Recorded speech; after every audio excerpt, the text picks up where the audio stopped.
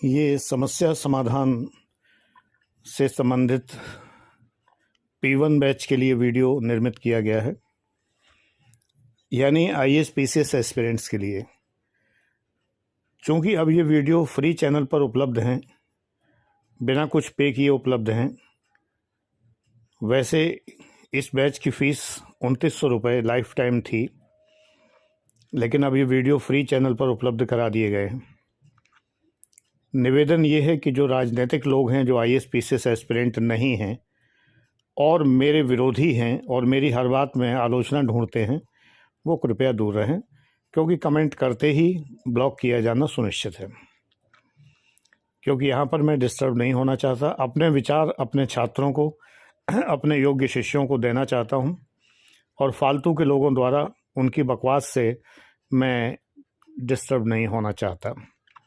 इसलिए केवल वही लोग जो मेरे समर्थक हैं, मुझे गुरु मानते हैं और IAS PCS एस्पिरेंट हैं या नहीं भी हैं, मुझे सुनना चाहते हैं, जिन्हें अच्छा लगता है मुझे सुनना, वो इस चैनल पर देखें, कमेंट करें। लेकिन कोई भी नेगेटिव कमेंट न तो स्वीकार है, न बर्दाश्त किया जाता है, और इमीडिएटली उस व्यक्ति को ब्लॉक कर दिया जाता है। क्योंकि ये बहस का फोरम नहीं है, राजनीतिक बहस का विषय चूँकि ऐसा है जिस पर तमाम तरह की राजनीतिक बहसें हो सकती हैं, लेकिन ये IAS PCS एस्पिरेंट्स का फोरम है और ज़रा ऊंचे किस्म की बात है, इसलिए ओछी राजनीति करने वाले कृपया दूर रहें, मेरा निवेदन है, करबद्ध निवेदन है। तो विषय है, बच्चों के मन में एक प्रश्न उठता है, और ये प्रश्न IAS इंटरव्यूज़ में, PCS इंटरव्यूज़ में पूछा भी जाता है। वो प्रश्न बहुत स्पष्ट है कि देशभक्ति आपकी निगाह में क्या है। साधारण तौर पर हम बचपन से जो पढ़ते आते हैं, राष्ट्रभक्ति, देश प्रेम, देशभक्ति, तो हमारे माइंड में एक सैनिक की तस्वीर आती है जो बंदूक लिए लेटा हुआ है, दुश्मन पर वार कर रहा है, या दुश्मन के तमाम फौजों को साफ करते हुए विजयी भाव से आ रहा है, इत्यादि। सच बात यह है कि केवल यही देशभक्ति नहीं है।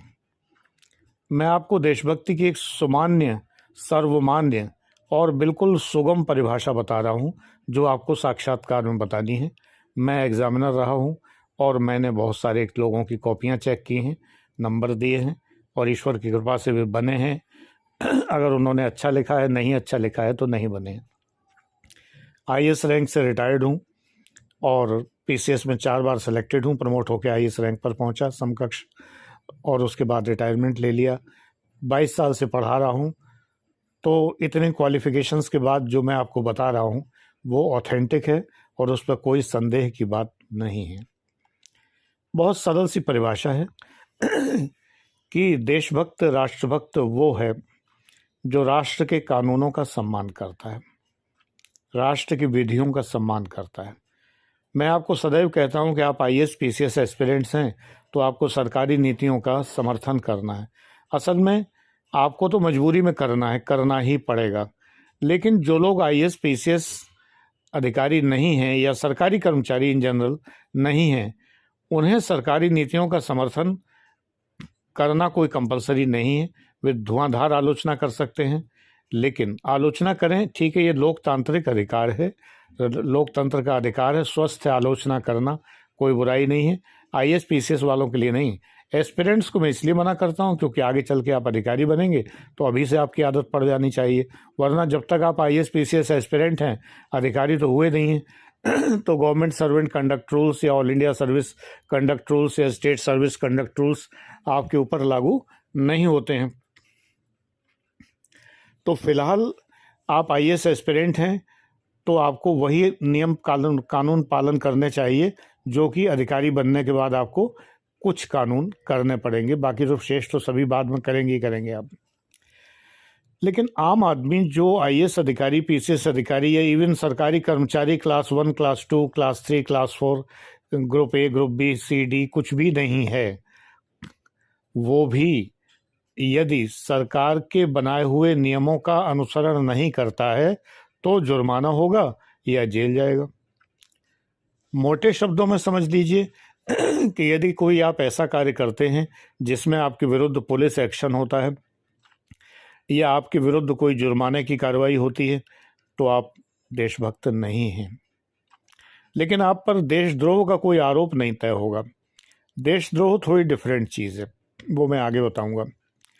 देशभक्त आप नहीं कहे जा सकते अगर आप देश के कानूनों में विश्वास नहीं करते। मान लीजिए आप सपा पार्टी को, बसपा पार्टी को, या आम आदमी पार्टी को, या कांग्रेस को बिलोंग करते हैं और सरकार भाजपा की है, तो आप सरकार की तमाम नीतियों के आलोचक स्वभावतः होंगे। अगर आप अधिकारी नहीं हैं, कर्मचारी नहीं हैं, तो आप आलोचक तो होंगे ही होंगे। तो जब आप आलोचक होंगे तो आलोचना भी करेंगे, ठीक है, वो लोकतंत्र में मना नहीं है। ये बात अलग है कि कांग्रेस के शासन में और वर्तमान भाजपा के शासन में आलोचना करना आसान नहीं है। भाजपाइयों ने और उस ज़माने में कांग्रेसियों ने ये कठिन कर दिया था कि कोई आलोचना करे, क्योंकि उसको तड़ाक से जवाब दिया जाता था, अपमान किया जाता था, इंसल्ट किया जाता था, और कभी कभी कुछ धाराएं लगाकर अंदर भी कर दिया जाता था। अभी भी कर दिया जाता है। अगर लोग आलोचना करते हैं तो ऐसा सुनने में आया है कि आलोचना करने वालों को उनकी खैर नहीं है। एनीवे, तो ये तो एक अलग बात है, लेकिन लोकतंत्र का नियम ये है कि आलोचना तो कोई भी कर सकता है। आलोचना करने के लिए किसी का मुंह नहीं पकड़ सकते हैं। आलोचना ही स्वस्थ लोकतंत्र की पहचान है। लेकिन अगर आलोचना नहीं कर पाते हैं तो लोकतंत्र स्वस्थ नहीं है। ठीक है, ये लेकिन अलग बात हुई। कुल मिला के बात यह है कि आलोचना कर सकते हैं सिद्धांततः। आलोचना करना अलग बात है और कानून को न मानना अलग बात है। जैसे कि मान लीजिए आप बिक्री कर की चोरी करते हैं सपोज, और आप आलोचना करते हैं कि बिक्री कर विभाग भ्रष्ट है और बिक्री कर विभाग की नीतियां बहुत ख़राब हैं, यानी जीएसटी की नीतियां बड़ी परेशानी देने वाली हैं। जैसा कि मेरे एक बच्चे ने लिखा भी था, बिल्कुल सही बात है। मैं स्वयं इसी विभाग का असिस्टेंट कमिश्नर रहा हूं। मैं जानता हूं कि जनता को कितनी परेशानी होती है और नीतियां कितनी कठिन हैं, कितनी परेशानी देने वाली हैं। ठीक है, लेकिन अगर आप उन नीतियों का पालन नहीं करते हैं, अगर आप जीएसटी अधिनियम का पालन नहीं करते हैं, टैक्स नहीं लेते देते हैं, जहां लेना चाहिए वहां नहीं लेते हैं, जहां देना चाहिए वहां नहीं देते हैं, तो आप एक तरह से दंड के भागी हैं। आपके ऊपर पकड़े जाने पर जुर्माना लगेगा। पकड़े ना जाएं वो अलग बात है, लेकिन पकड़े जाने पर जुर्माना लगेगा। मैं कई बार जब तमाम सारे ट्रकों को पकड़ता था तो वो लोग कहते थे, सर देखिए सैकड़ों ट्रक चल रहे हैं, आपने हम ही को क्यों पकड़ लिया। मैंने कहा बेटा जो पकड़ में आ गया वो आ गया बच्चों। इस समय तो तुम पकड़ में आए हो तो जुर्माना तुम पर लगेगा।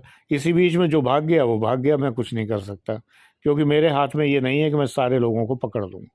टेस्ट चेकिंग होती है, बीच में चेकिंग यहाँ कभी वहाँ कभी वहाँ कभी वहाँ, जो धर पकड़ा सो धर पकड़ा। तो कुल मिला के ये है कि यदि आप विधि का अनुसरण नहीं करेंगे, आप कहें कि समाज में असमानता बहुत है, हम तो समाजवादी हैं, समाज में जो है अमीरों का पैसा गरीबों को मिलना चाहिए, तो बेटे ये काम सरकार का है। अगर आप लूटने लगे, रॉबिन हुड बन गए, लूटने लगे और बराबरी करने लगे, तो पकड़े जाएंगे, जेल जाएंगे। तो ये देशभक्ति नहीं है, राइट? देशभक्ति नहीं है। लेकिन ये देशद्रोह फिलहाल नहीं है। देशद्रोह के लिए आप कानून में देशद्रोह की परिभाषा पढ़ लीजिए। मोटे मोटे तौर पर शत्रु राष्ट्र का गुणगान करना, शत्रु राष्ट्र को लाभ पहुंचाना, देश की मिलिट्री या देश के जो रहस्य हैं या जो सैन्य रहस्य हैं ये उनको उजागर करना, या देश की उन नीतियों को जाहिर करना जो नीतियां गोपनीय हैं, या शत्रु राष्ट्र के समक्ष उनकी प्रशंसा करना, या शत्रु राष्ट्र की प्रशंसा अपने राष्ट्र में करना, उनका झंडा लहराना, उनके बारे में नारे लगाना, जिंदाबाद पाइंदाबाद करना शत्रु राष्ट्र के नाम पर, ये सब देशद्रोह कहलाएगा, है ना। तो ये इसलिए जो है इसको एक बार आप पढ़िए ध्यान से, क्योंकि ये विस्तृत है, मैं यहाँ पर डिस्कस नहीं कर रहा हूँ। लेकिन ये तो सभी जानते हैं कि देशद्रोह क्या है, लेकिन देशभक्ति क्या है ये सभी लोग नहीं जानते हैं। देशभक्ति ये है कि आप चाहे जिस पार्टी के हों, जिस पार्टी की सरकार बनी है और उस सरकार ने जो नियम बनाए हैं, जो विधियां बनाई हैं, जो एक्ट पास हुए हैं, वो भारत की जनता के द्वारा बनाए गए माने जाएंगे, यानी संसद के बनाए हुए, या राज्य सरकार है तो राज्य विधानमंडल के बनाए हुए नियम माने जाएंगे और उनका पालन सभी को करना पड़ेगा। कोई ये नहीं कह सकता कि भाजपा सरकार का कानून है, हम तो सपाही हैं, हम नहीं मानेंगे। तो ये कहने से काम चलेगा नहीं और जेल जाने की पूरी संभावनाएं आ जाएंगी, इसलिए ऐसा न किया जाए। तो देशभक्ति ये है कि आप देश के कानूनों में आस्था रखें, देश के कानूनों के बारे में लोगों को अगर जानकारी दें तो और भी अच्छा है। दूसरी बात यह है, एक प्रश्न मन में उठता है स्वभावतः, मैं अक्सर कहता हूँ कि मैंने तो पासपोर्ट भी नहीं बनवाया, मैं विदेश नहीं जाना चाहता, मुझे अपने देश से प्यार है। विशुद्ध रूप से ये देशभक्ति है। यदि आप विदेश जाते हैं, विदेश बसना चाहते हैं, वहाँ पैसा कमाना चाहते हैं, तो बेटा ये देशभक्ति तो नहीं है। व्यापारी यदि व्यापार करता है, लाभ कमाता है, तो ये देशभक्ति नहीं है। लेकिन व्यापारी यदि देश के कामों के लिए दान देता है, CSR तो मजबूरी होती है, लेकिन अगर वो वास्तव में दिल खोल कर अगर देश के लिए, सेना के लिए दान देता है, देश के लिए दान देता है, युद्ध के समय जी खोल के किया है व्यापारियों ने, युद्ध के समय जी खोल के दान दिया है, तो अगर ऐसा करते हैं तो आप देशभक्त हैं। जिस समय चीन युद्ध हुआ था और फिर 65 का पाकिस्तान युद्ध हुआ, फिर 71 का बांग्लादेश युद्ध हुआ, तो लोगों ने दिल खोल कर दान दिया। मैंने अपने मोहल्ले में देखा कि चादर लेके 4 लोग आते थे एक ठेले पर और चादर रखते थे, 4 लोग उसको पकड़े रहते थे, उठा कर पूरे मोहल्ले में चलते थे, फिर गठरी बांध के ठेले पर रख लेते थे। लोगों ने जेवर डाले हैं, उसके अंदर कपड़े डाले हैं, खाने की चीज़ें रखी हैं, इस तरह की तमाम चीज़ें रखी हैं जो सैनिकों के काम आ सकें।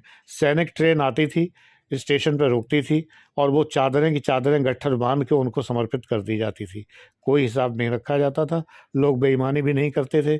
मैं अपने मोहल्ले के तमाम लोगों को जानता हूँ जो बहुत गरीब होने के बावजूद, जिन्होंने अपने, महिलाओं ने कानों के कुंडल या अपने गले के हार भी या जंजीरें भी, मंगलसूत्र का ज़माना नहीं है, हमारे ज़माने में चलता नहीं था, तो ये भी अपने आभूषण सैनिकों को दान कर दिए। ये क्लियर कट देशभक्ति है, स्पष्ट। ऐसे में कोई व्यापारी भी अगर करता है तो वो व्यापारी देशभक्त है, लेकिन वो व्यापारी होने के नाते देशभक्त तब है अगर अपने व्यापार में से दान करता है। जो लोग फॉरेन में पढ़ने चले जाते हैं भारत छोड़कर, ये देशभक्ति नहीं है, लेकिन देशद्रोह भी नहीं है, है ना, थोड़ा स्पष्ट हो जाइए। ये देशभक्ति नहीं है लेकिन देशद्रोह भी नहीं है, क्योंकि उन्होंने कोई भारत का नुकसान, ठीक है उन्होंने किया है, ब्रेन ड्रेन हुआ है, यहाँ मस्तिष्क जो काम आना चाहिए था वहाँ गया है, लेकिन उन्होंने भारत की कोई सीक्रेट रहस्य बेचा नहीं है, या उन्होंने कोई शत्रु देश के साथ में कोई समझौता नहीं किया है, या शत्रुओं से मिलकर कोई काम नहीं किया है। इसलिए देशद्रोह तो नहीं है, लेकिन देशभक्ति नहीं है। जितने लोग ये विदेश जाते हैं, विदेश अगर आप पढ़ने जाते हैं, कोई देशद्रोह नहीं है और देशभक्ति पर भी आँच नहीं आती, आप पूर्ण देशभक्त कहलाएंगे अगर आप विदेश पढ़कर भारत फिर वापस लौट के आते हैं और भारत की सेवा करते हैं। लेकिन अगर आप विदेश में बसने के इरादे से जाते हैं, विदेश में ही बस जाते हैं, लंबे समय तक वहीं बसे रहते हैं, या बार बार आप आते हैं फिर चले जाते हैं, वापस बहाने के लिए आते हैं, यानी कि वहाँ का पैसा जो आपने जोड़ा है वो भारत में बस ले आते हैं खाली इस काम के लिए, तो ये देशभक्ति तो नहीं है, क्लियर कट। अब बारीकी से अगर इकोनॉमी में जाएं तो हाँ ये है कि आपने डॉलर कमाए और डॉलर ला के भारत में आपने रखे और जमा किए, तो विदेशी मुद्रा बढ़ाई, तो बहुत ही माइक्रोस्कोपिकली आपने देश के लिए काम किया। लेकिन सच बात यह आपने अपने लिए काम किया है, देश का भला थोड़ा सा हो गया, बाय द वे हो गया, आपका कोई इरादा देश का भला करने का था नहीं। तो देशभक्ति की जब परिभाषा पूछी जाए तो सिंपली इतना है कि देश के जो विधियां हैं, जो कानून हैं, एक्ट हैं, रूल्स हैं, रेगुलेशंस हैं, अधिनियम हैं, नियम हैं, विनियम हैं वगैरह जो भी हैं, राष्ट्र के जो कानून हैं, उन कानूनों में आस्था रखना, उन कानूनों का अनुपालन करना, उनके अनुसार चलना और अपने जीवन में सुखी रहना। पहचान सीधी सी है कि अगर आप जीवन में कभी पुलिस द्वारा पकड़े नहीं गए, ये बात अलग है, कुछ लोग यूं ही नहीं पकड़े गए, बच निकलते हैं हर बार, वो अलग बात है, लेकिन पुलिस द्वारा पकड़े नहीं गए, आप पर कोई जुर्माने नहीं लगाए गए, तो आप कम से कम देश के कानूनों का पालन कर रहे हैं। ये अलग बात है कि आप ना कर रहे हों और बाय द वे निगाह में ना आए हों, ये अलग बात है। कोई चोर चोरी कर ले, वो पकड़ा ना जाए तो वो कहे कि वो देशभक्त है, नहीं, देशभक्त नहीं कहलाएगा। तो मुख्य तौर पर जो बताने वाली परिभाषा इंटरव्यू में बहुत छोटी सी है, 15 मिनट का वीडियो तो समझाने के लिए है, लेकिन परिभाषा बहुत छोटी सी है कि राष्ट्र के विधियों में आस्था रखना और उन विधियों के अनुसार आचरण करना और अपने जीवन को संविधान के अनुरूप ढाल देना। संविधान में वर्णित मौलिक कर्तव्यों का पालन करना, मौलिक अधिकार जो मिले हैं उनका सम्मान करना और राष्ट्र की विधियों का सम्मान करना, यही देशभक्ति है, यही देशभक्ति है। Thank you.